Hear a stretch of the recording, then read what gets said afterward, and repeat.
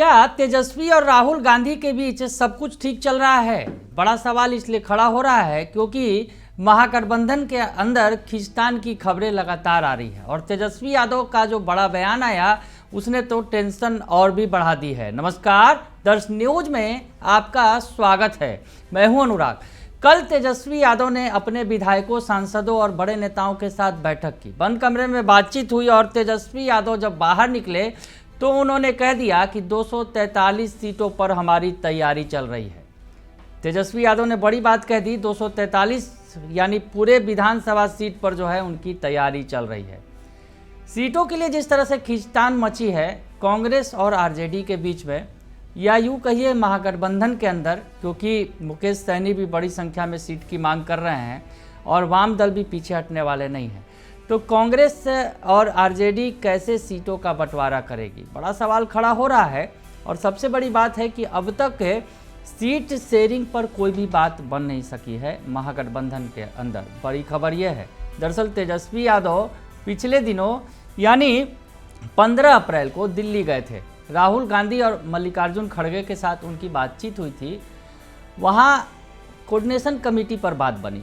Coordination committee फिर आगे गठन हुआ, ये तो बड़ा मुद्दा था ही, लेकिन सबसे बड़ी बात जो उस मीटिंग के अंदर से निकल कर सामने आई, अंदर खाने से, कि तेजस्वी यादव कुछ और बड़े मकसद से गए थे वहाँ पर। मकसद ये था कि जिस तरह से बिहार में कन्हैया कुमार तेज़ी से कदम बढ़ा रहे थे, तेजस्वी यादव को ये रास नहीं आ रहा था, लालू परिवार को ये रास नहीं आ रहा था। और जिस तरह से पप्पू यादव की अहमियत बढ़ती जा रही थी कांग्रेस के अंदर, ये भी लालू परिवार को कहीं से पसंद नहीं था। तो इन दोनों पर ब्रेक लगाना था। और तेजस्वी यादव जो बातचीत उनकी हुई राहुल गांधी और मल्लिकार्जुन खड़गे से, वहाँ पर उन्होंने इसे बात साफ कर दिया कि ये दोनों चीज़ें जो हैं उन्हें पसंद नहीं हैं, चाहे कन्हैया कुमार को बिहार में आगे बढ़ाना या फिर पप्पू यादव को तरजीह देना। उसके बाद से आप एहसास करेंगे कन्हैया कुमार अचानक से बिहार की सियासत से गायब हो गए, जो पूरी तरह से एक्टिव नज़र आ रहे थे। और पप्पू यादव भी जो बड़े बड़े बयान दे रहे थे वो भी अचानक संट हो गए, कम उन्होंने बोलना बंद कर दिया। पप्पू यादव गए थे, कांग्रेस की जो बैठक हुई थी उसमें विशेष आमंत्रित सदस्य के तौर पर गुजरात गए थे। तो पप्पू यादव को अहमियत दी जा रही थी, कन्हैया कुमार को अहमियत दी जा रही थी, लेकिन तेजस्वी ने अपने तेवर दिखाए तो कांग्रेस से शांत पड़ गई। कन्हैया को भी संट कर दिया गया और पप्पू यादव को भी कर दिया गया। और सबसे बड़ी बात कि नई टीम का गठन किया गया है कांग्रेस में, क्योंकि कांग्रेस के प्रदेश अध्यक्ष भी नए हैं, राजेश राम, और उसके अलावा जो कांग्रेस के प्रदेश प्रभारी बने हैं कृष्णा अल्लावरू, वो भी नए हैं।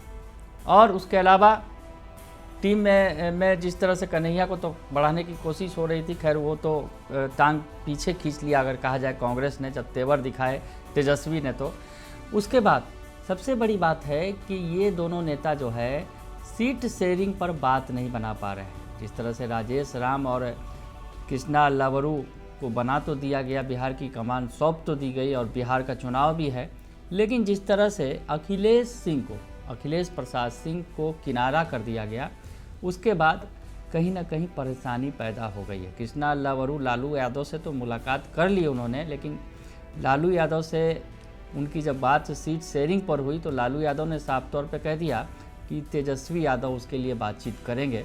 लालू ने इस संबंध में कोई बातचीत नहीं की। ऐसे में कृष्णा अल्लावरू और राजेश राम सीट शेयरिंग पर तेजस्वी और लालू से बातचीत नहीं कर पा रहे हैं, बात आगे नहीं बढ़ पा रही है, बात फंसी हुई है। और ऐसे में कमी महसूस हो रही है अखिलेश प्रसाद सिंह की। खबर तो ये भी है कि कृष्णा अल्लावरू ने कोशिश की कि अखिलेश प्रसाद सिंह को से संपर्क करके उनसे कोशिश की, लेकिन उनसे बातचीत नहीं हो पाई।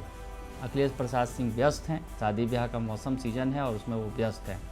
तो अखिलेश प्रसाद सिंह भी इंटरेस्ट नहीं ले रहे हैं, क्योंकि अब उनके हाथ में कमान नहीं है, उनके पास कोई बड़ी भूमिका नहीं है पार्टी के अंदर। तो ऐसे में अखिलेश प्रसाद सिंह जो लालू तेजस्वी के करीबी रहे हैं, लालू परिवार के काफ़ी करीबी रहे हैं, आरजेडी से उनका पुराना नाता रहा है और उन्होंने सीटों के सामंजस्य बैठाने में बड़ी भूमिका निभाई। कांग्रेस को 70 सीटें मिली थी पिछली बार, तो इसमें बड़ी भूमिका थी अखिलेश प्रसाद सिंह की। 70 सीटें जो है वो लालू परिवार और कांग्रेस के बीच उन्होंने सामंजस्य बैठाया तो 70 सीटें मिल गई। 70 सीटें मिली और कहीं ना कहीं ये जो 70 सीटें हैं अभी यही परेशानी का सबब है। कांग्रेस फिर से चाहती है कि वही 70 सीटें उन्हें मिल जाए और इसमें कई सारी आरजेडी की सीटें भी कांग्रेस चाहती है। तो ऐसे में मामला बड़ा ही पेचीदा हो गया है सीटों को लेकर। कांग्रेस 70 सीटें चाहती है, आरजेडी नहीं देना चाहती है। अब जो खबरें निकल कर आई बैठक के अंदर से और बैठक के बाद जो खबर आई कि तेजस्वी यादव भी 135 सीट पर अड़ गए हैं कि उससे कम लेंगे नहीं। अब तेजस्वी 135 सीट ले लेंगे, कांग्रेस 70 सीटें ले लेगी और जिस तरह से मुकेश सहनी चाह रहे हैं 60 सीटें चाहते हैं, तो ऐसे में फिर अन्य दलों के लिए बचेगा क्या? तो उसको बांटना है। और सबसे बड़ी बात है जो पशुपति पारस भी अब जो नए सहयोगी बनेंगे उनको भी सीटें देना है, वामपंथी दलों के लिए भी है, उनको भी संतुष्ट करना है। तो ऐसे में सीटों पर कहाँ बात बनेगी, सीटें बचेंगी कहाँ, कैसे कैसे बांटेंगे, बड़ा सवाल खड़ा हो रहा है। और सीटों पर जिस तरह से फजीहत हो रही है, कांग्रेस जिस तरह से प्रेशर पॉलिटिक्स कर रही थी, तो सबसे पहले तेजस्वी यादव ने अब यूँ कहा जाए कि जो अपने सहयोगी कांग्रेस पर ही पलटवार कर दिया।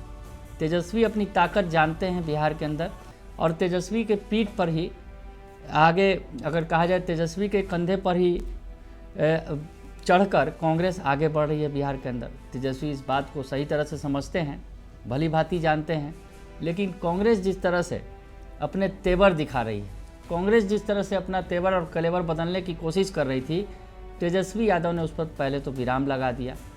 लेकिन बात अभी भी नहीं बन पा रही है, क्योंकि जिस तरह से कृष्णा अल्लावरू और राजेश राम बार्गेनिंग कर रहे हैं, हालांकि लालू यादव तो उन्हें तरजीह भी नहीं दे रहे हैं, और अखिलेश प्रसाद सिंह जो बड़े बार्गेनर थे वो तो किनारा उन्होंने पकड़ लिया है। तो ऐसी स्थिति में कांग्रेस की स्थिति अगर यूँ कहा जाए, कांग्रेस से बहुत ज़्यादा बात नहीं कर पा रही है, बहुत ज़्यादा तरजीह नहीं दे रहे हैं लालू और तेजस्वी जो है इन नेताओं को कि उनसे बातचीत करें और सीटों की बार्गेनिंग करें।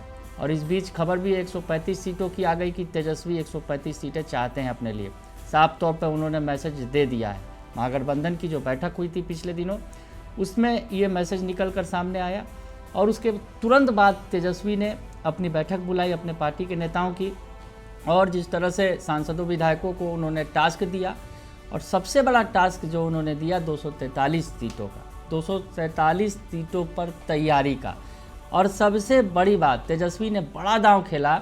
जो कांग्रेस अब तक तेजस्वी यादव पर चढ़ती नज़र आ रही थी, अब चारों खाने चित नज़र आ रही है। तेजस्वी ने जिस तरह से तेवर दिखाए, तेजस्वी ने कह दिया कि 243 सीटों पर हम तैयारी कर रहे हैं, वैसे में तेजस्वी के कंधे पर सवार होकर चल रही कांग्रेस, और उधर दूसरी तरफ अगर बात करें तो मुकेश सहनी, जो उनके पास भी कोई चारा नहीं बचा है। अगर एनडीए में भी जाएंगे तो उन्हें बहुत ज़्यादा सीटें मिलने वाली नहीं है, क्योंकि वहाँ भी पहले से बहुत सारी पार्टियाँ दावा कर रही हैं। तो ऐसे में मुकेश सहनी की बहुत ज़्यादा दाल गलेगी नहीं, 3-4 सीटों से ज़्यादा नहीं मिलेगा एनडीए के अंदर। भले ही उन्हें मंत्री बना दिया जाए, राज्यसभा भेज दिया जाए, ये ऑप्शन हो सकता है। लेकिन अगर बात करें यहाँ, अगर महागठबंधन के अंदर में सीटें मिलेंगी, हालांकि जितनी सीटें मांग रहे हैं उतनी सीटें वहाँ भी मिलने नहीं जा रही है। मुकेश सहनी को दबाव बना रहे हैं 60 सीटों का, 55 तक भी कह रहे हैं कि हम लोग मान जाएंगे, लेकिन उतनी सीटें मिलने वाली नहीं है, ये भी तय है। और जिस तरह से कांग्रेस भी 70 सीटों की बात कर रही है, तो तेजस्वी 40 से 45 सीटों से ज़्यादा कांग्रेस को भी नहीं देना चाहते हैं। और अपने खुद की जो उनकी पार्टी है, जिसका एक मजबूत जनाधार है बिहार के अंदर, अगर यूँ कहा जाए कि माई समीकरण जो है वो मजबूत है, लगभग 17% से ज़्यादा जो मुसलमान हैं और 14% से ज़्यादा यादव हैं, 14% और 17%, तो ये आंकड़ा जो है अगर आप जोड़ेंगे तो 30% से ज़्यादा, जो 31% से ज़्यादा, समझिए 32% ये आंकड़ा है, वो तेजस्वी के पक्ष में है। वो आधार वोट उनका मजबूत है और इस ताकत को वो जानते हैं। अब इसमें जो है पिछड़े वोटों को जोड़ने की ज़रूरत है, जो अति पिछड़े हैं, जो नीतीश कुमार के साथ हैं। तो ऐसे में तेजस्वी यादव अपनी ताकत जानते हैं, और तेजस्वी यादव ने अपनी इसी ताकत को देखते हुए, और कांग्रेस जिस तरह से बार्गेनिंग कर रही है, कांग्रेस बार बार अपने, अगर यूँ कहा जाए नेताओं के जरिए कांग्रेस जिस तरह से कदम उठा रही थी और तेजस्वी यादव को कहीं ना कहीं कमज़ोर दिखाने की कोशिश कर रही थी, आरजेडी पर प्रेशर पॉलिटिक्स कर रही थी। तो अब वही प्रेशर पॉलिटिक्स जो कांग्रेस कर रही थी, जहाँ बार बार मैसेज देने की कोशिश की जा रही थी कन्हैया के जरिए, पप्पू यादव के जरिए, तो अब जो तेजस्वी यादव ने पहले ही साफ कर दिया है कि न वो कन्हैया को बर्दाश्त करेंगे न पप्पू यादव को। वो नहीं चाहते हैं कि महागठबंधन में कहीं भी उनकी जो है भूमिका हो, ये उन्होंने साफ कर दिया है। और उसके बाद से आपको नज़र भी आ रहा होगा कि उनकी भूमिका अब सीमित हो गई है। कांग्रेस भी समझती है और तेजस्वी भी अपनी ताकत जानते हैं। तो तेजस्वी ने अपनी ताकत दिखा दी है। 243 सीटों पर जो है उन्होंने कह दिया है कि हम तैयारी कर रहे हैं, अगर ज़रूरत पड़ी तो हम अकेले लड़ सकते हैं, कांग्रेस की भी ज़रूरत नहीं है। और अगर अकेले लड़ेंगे भी तो वामपंथी दल तो उनके साथ खड़े होंगे ही, भले ही कांग्रेस अलग हो जाए या फिर मुकेश सहनी अलग हो जाए, तो तेजस्वी वामपंथी दलों के साथ मिलकर लड़ लेंगे। तो ऐसी स्थिति में उनके पास एक मजबूत जनाधार है, कांग्रेस के पास वैसा कुछ है नहीं। और मुकेश सहनी भी तेजस्वी यादव की पीठ पर ही सवार है, कंधे पर सवार है। तो ऐसे में तेजस्वी यादव ने 243 वाला दाव खेला है। अगर यूँ कहा जाए कि इस दाव से सब चित हो गए हैं, चाहे कांग्रेस हो या फिर मुकेश सहनी, जो प्रेशर पॉलिटिक्स कर रहे थे, प्रेशर बना रहे थे, अब शायद प्रेशर जो है तेजस्वी ने उन्हें दे दिया है, मैसेज दे दिया है अपने विधायकों के साथ, अपने सांसदों के साथ मीटिंग करके कि अब अगर वो ऐसा प्रेशर पॉलिटिक्स करेंगे तो हम तैयार हैं। अकेले 243 सीटों पर भी हमारी तैयारी अब होने वाली है और हमारा जो जनाधार है उस आधार पर हम 243 सीटों पर भी लड़ने के लिए तैयार हैं। अगर देखा जाए बिहार के अंदर तो सबसे बड़ी पार्टी आरजेडी है और सबसे बड़ा जनाधार भी आरजेडी का ही है। नीतीश कुमार का जो अति पिछड़ा वोटर है, उस समाज से उनका जो है वोट बैंक है लगभग 14-15%। लेकिन सबसे अगर मजबूत जनाधार की बात करें तो वो आरजेडी के पास है। बीजेपी भी ऐसे में पिछड़ जाती है, और चाहे कांग्रेस हो या फिर अन्य पार्टियां हैं, सबसे मजबूत जनाधार में तेजस्वी यादव सबसे आगे हैं। और तेजस्वी यादव जानते हैं कि अकेले भी लड़कर वो मैदान मार सकते हैं। तो ऐसे में अब जो है कांग्रेस की बंदर घुड़की से वो डरने वाले नहीं हैं और मुकेश सहनी के जो तेवर से वो झुकने वाले नहीं हैं। तो तेजस्वी ने 243 का दांव खेला है। आगे आगे देखते हैं होता है क्या, क्योंकि तेजस्वी ने अब स्पष्ट कर दिया है कि वो झुकेंगे नहीं।